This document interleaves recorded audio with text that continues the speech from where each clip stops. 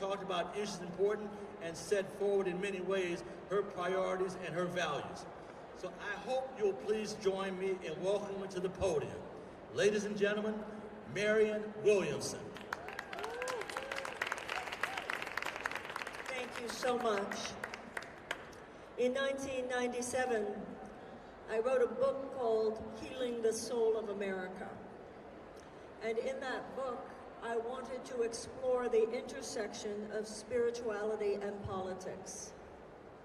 I'm aware that the same psychological and emotional and spiritual dynamics that prevail within the journey of one person's life also prevail within the journey of a nation, because all that a nation is a group of people. And one of those principles is that you cannot have the future you want if you will not clean up the past. And it is because of that that in my conversation about America, and now in my campaign for the presidency, the issue of relationships regarding race in America has been paramount. Racism in America is one of our original character defects.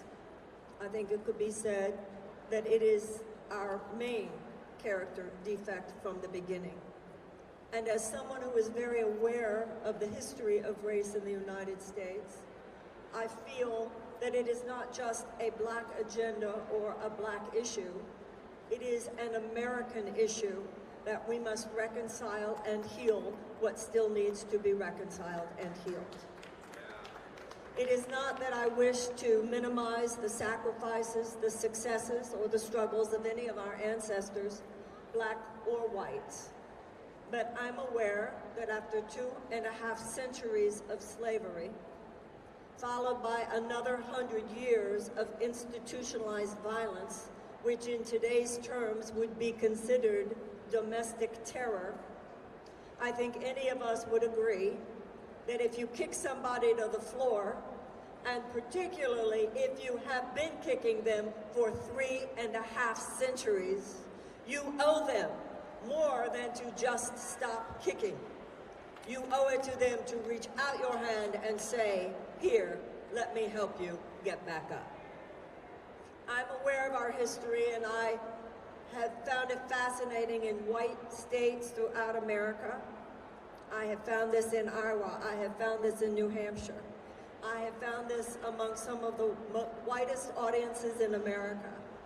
An openness to the conversation of reparations that might surprise some people. The idea that while with the Voting Rights Act, we gave black people the rights to vote, but even there we have been chipping away at that Voting Rights Act since 2013, and we once again have rampant voter suppression efforts. Even though we desegregated the American South in 1964, we have not yet closed the economic gap that was there at slavery, to which Tecumseh Sherman promised 40 acres and a mule in order to make an effort to begin to close it. The fact that those 40 acres were usually not given, and even if they were usually taken back. So many of the legacies, not only of economic injustice, but other forms of racial injustice, criminal injustice, etc., are simply legacies of that original era. As President of the United States, one of the things that I feel very strongly about is for us to deeply understand how oppression works. Sometimes there's active oppression and sometimes there's passive oppression. Sometimes oppression comes from a person or a few people who really have it out for you. But oppression in America today does not emanate from a small group of people so much as it emanates from an economic system which has no moral core. I want in the United States of America for us to address the fact that millions of our children go to school every day in classrooms that do not even have working toilets, that do not even have the adequate school supplies to teach a child to read. The fact that if a child has not learned to read by the age of 8, chances of incarceration are drastically increased and chances of high school graduation are drastically decreased. For that reason, I want a United States Department of Children and Youth My commitment is that every school in America should be a palace of learning and culture and the arts. The United States is the only advanced democracy that bases our educational funding primarily on property taxes. That will end if I'm President of the United States. One of the ways that you hold the people down is you make sure that their children cannot prosper. Any minority group knows that. There is a passive attack on the underprivileged children of the United States of America. And that will end if I'm president, because we can talk about criminal justice, we can talk about voter suppression, we can talk about housing, we can talk about any other issue involved in economic injustice. But none of that will get to the core of the matter if we continue to allow injustice towards anyone's child. That is my commitment, and that is my effort. Thank you. Thank you, Ms. Williamson. You mentioned the issue of gaps. We recognize that the wealth gap between the haves and the have-nots are perpetually widening. And with racial and ethnic minorities consistently on the losing end, what are your economic plans for our nation? The first thing we need to do is to repeal that 2017 $2 trillion tax cut, which gave 83 cents of every dollar to the richest individuals and corporations. I would put back in the middle class tax cut. Let's be very clear, the tax cut itself is a legacy of trickle-down economic thinking, which has had 40 years to prove itself. We were told that all that money would trickle down and would lift all boats. I think it's clear that, in fact, it has left millions of people without even a life vest. It has decimated America's middle class. It has created the greatest income inequality since 1929. 1% of America's people own more than 90% of the wealth. We put back in the middle class tax cut. We closed those corporate loopholes, 26 billion, not loopholes, subsidies. Martin Luther King always said, if they give it to rich people, they call it a subsidy. They give it to poor people, they call it a handout. $26 billion alone went to the fossil fuel industry. Also, despite all the unbelievable corrupt and immoral lobbying by Big Pharma, which is twice what our lobbying is, even for the oil and gas industries, we must demand that the United States government be able to negotiate with Big Pharma. And also, I agree with those who argue that we should have a 3% tax on billionaires and a 2% tax on people whose wealth is $500 million or more. I have also proposed a plan of reparations for slavery. I have proposed a plan of $200 to $500 billion to be dispersed over a period of 20 years. The money would be dispersed to a reparations council led by black leaders representing descendants of slaves. Professor Sandy Darity at Duke University, Ta-Nehisi Coates, and others have done scholarly work on this for many years. The only stipulation on behalf of the United States government would be that the money would be spent for projects of economic and educational renewal. Beyond that, how this reparations council chooses to disperse the money is up to them. If you owe someone money, you don't get to tell them how to spend it. Thank you very much. From those stopped for questioning, to those incarcerated and the sentences they've received, to the victims of gun violence, racial and ethnic minorities, and specifically African Americans, are grossly overrepresented. What will you do to reform our American judicial system? One of the grossest transgressions against democracy in our country today are the ways that there are industries that make billions and billions of dollars off human suffering as a profit center. Nowhere is this more obvious than in the private prison building industry. When I was in college, there were 300,000 people incarcerated in this country. Today, there are 2.3 million. We all know of the terrible racial disparity regarding sentencing and so forth. We know, for instance, that black people and white people take drugs at the same rate. We know that black people are liable to get a 20% harsher sentence and all of that. The first thing we must do is to end private prisons in the United States. That's number one. Number two, we must recognize that as soon as marijuana becomes legal, and it should become legal, and I believe that that's going to be happening around the country very quickly, much like with gay marriage, this is kind of dominoes falling. This should be done on a federal level. The moment that happens, everybody who is in U.S. prison system for marijuana-related sentences is out that day, out. Also, we should scrap the box and actually give tax incentives and tax relief to people who are willing to hire them. We should look very deeply at decriminalizing other drugs as well. And one of the things that I commit to is the appointment of an attorney general who is aware that I have three issues very dear to me. That has to do, number one, with racial disparities in our criminal sentencing. Number two, white-collar crime, and number three, voter suppression efforts. In addition to this, although Van Jones and Jared Kushner have done some good work about what happens once people are out, you know, it is said about the U.S. prison sentence system, it's too easy to get in and it's too hard to get out. We need to do much more, continuing on that work once people get out in terms of helping people to transition. Everything that has to do with everything from how to write a resume, how to have a job interview, scrapping the box, etc. But we also need to do much more on the front end as well. Community policing must come back, much more mental health services that have to do. One of the things that a gentleman who used to be the chief of police in Detroit told me, and I never forgot it. He said most Americans do not understand the stress and the trauma of the average policeman, and most white Americans do not understand the stress and the trauma of most black Americans every time they see a police car or hear a police siren. You put those two together, it is a recipe for disaster. I recognize the disaster. It will stop to a great extent, to the greatest extent I am capable when I'm president. Thank you. Next question. Well over 90% of African Americans attend public education facilities of some sort. For those of us who make it past grade 12, we are most in debt, or we are more in debt than our white counterparts. What would you do as president to ensure that every child receives a solid, robust education, that we are not targeted if we choose to pursue higher education with a higher debt? I believe that the entire college loan debt should be wiped clean.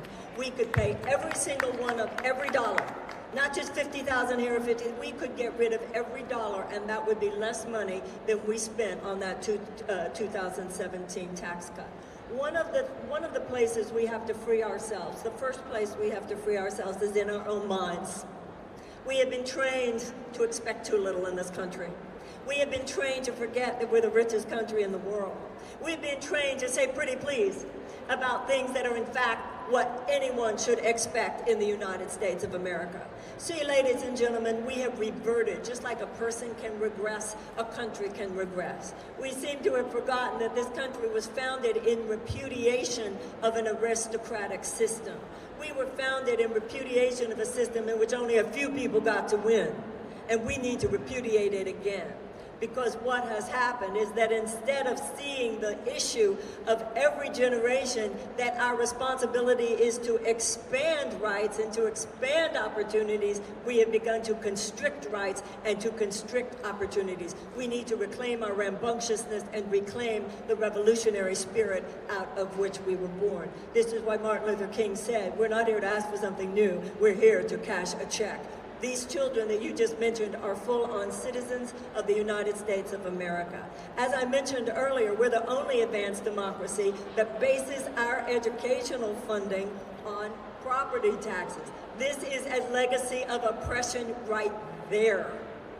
If you want to know how to fuel prosperity in the 21st century, I'll tell you where the fuel is. It's not in the wind, and it's not in the sun, and it's not in the ground. It's in the brain of every American child. If you want to see the entrepreneurial genius of the United States, I'll tell you where to go. You go into any kindergarten in any neighborhood in America. We know things now about the brain of children under 8, which they didn't even know about 50 years from now. So what we know now, as I mentioned earlier, if a child cannot learn to read by the age of 8, then the chances of high school graduation are diminished, the chances of incarceration is increased. This is one of the reasons I am running for president, because the despair of these children has simply been normalized by the traditional political establishment. I read today about how 40% of the girls in the Chicago public school system are thought to have some form of PTSD. Millions of American children do. A PTSD that psychologists tell us is no less severe than the PTSD of a returning veteran from Afghanistan or Iraq. These children are not old enough to vote, so they're not a constituency. They're not old enough to work, so they have no financial leverage. So how can they compete in Washington, which has become little more than a system of legalized bribery with the clout of multinational corporate forces whose money flood Washington? I am not connected to that system. I am running in order to interrupt it. We must fundamentally interrupt the economic and social patterns of this country that allow all of these dysfunctions and these evils to exist. And if any of us think that just an incremental change here and an incremental change there is going to do it, we are allowing ourselves to be fooled. Thank you very much. Finally, one of the cornerstones of our democracy is the right to cast a free and unfettered vote, and to be sure that that vote will be counted. Yet we are still fighting voter suppression tactics, a threat that continues to grow. What would you do as president to stop these tactics from being successful?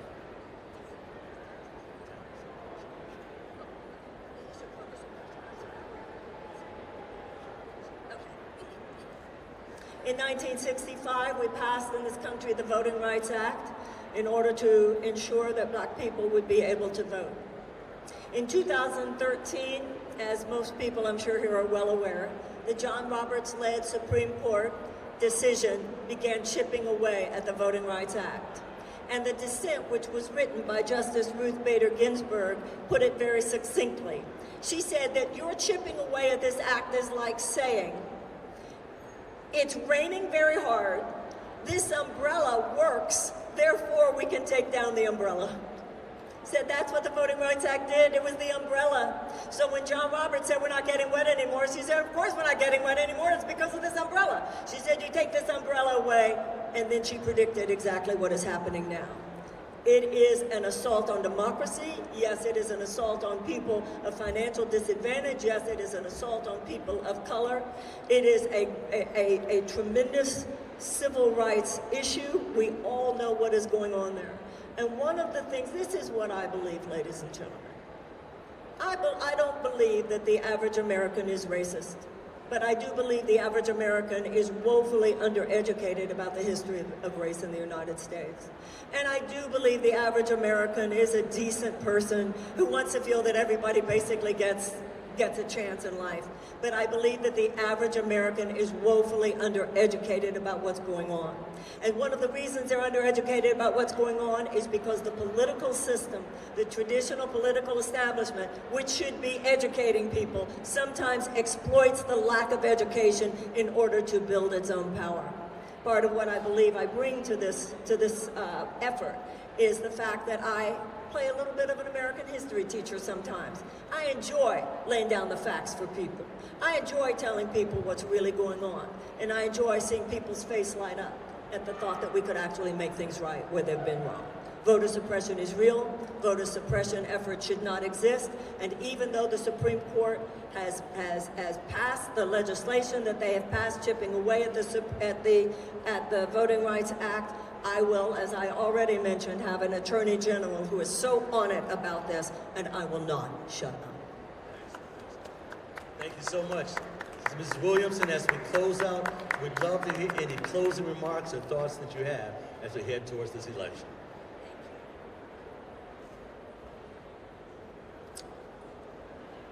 I come to a campaign for the presidency from a 35-year career dealing with issues of personal and spiritual transformation. And I do believe that God purifies our hearts. I do believe that God can change our hearts. And I do believe that God can change a nation.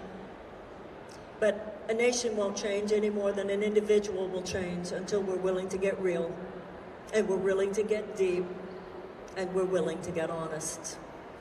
Years ago, then President Bill Clinton said we should have a conversation about race in America. But many of us are old enough to remember it didn't really go anywhere. But I know why it didn't go anywhere.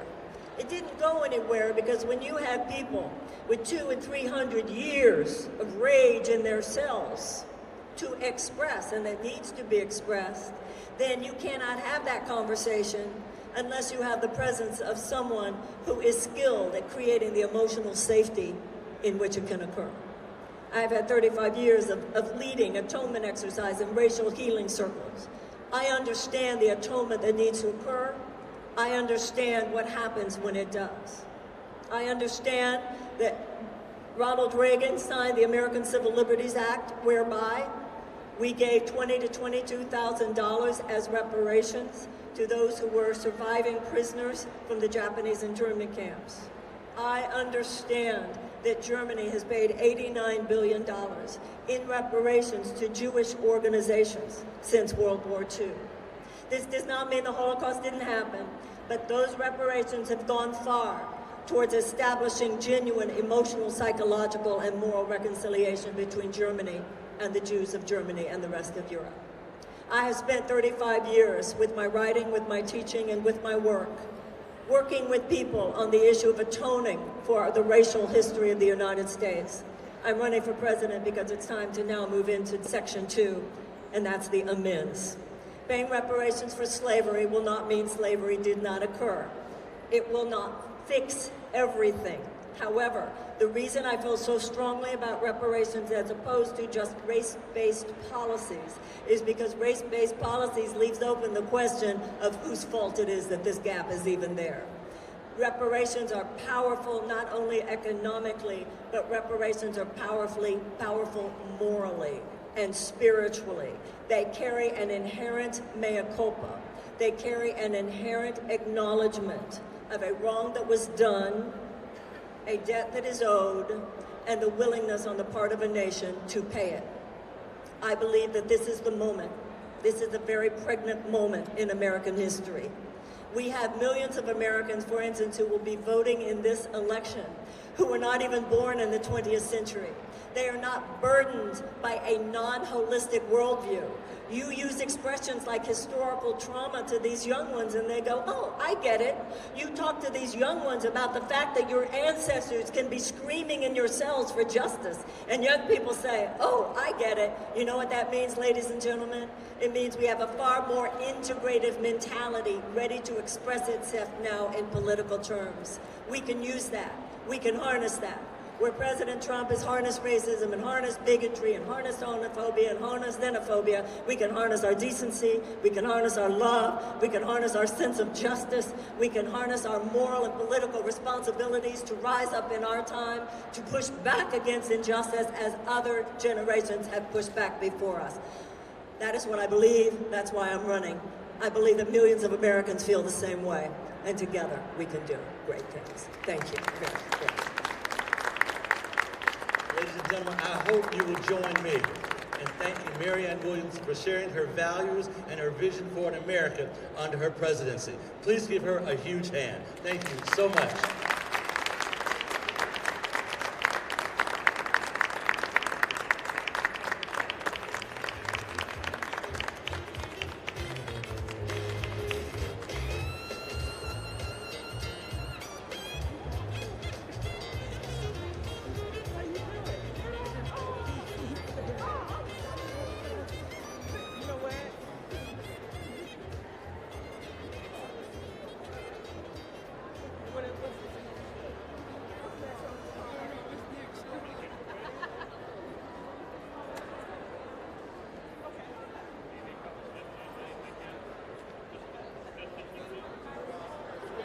Who gets to go backstairs?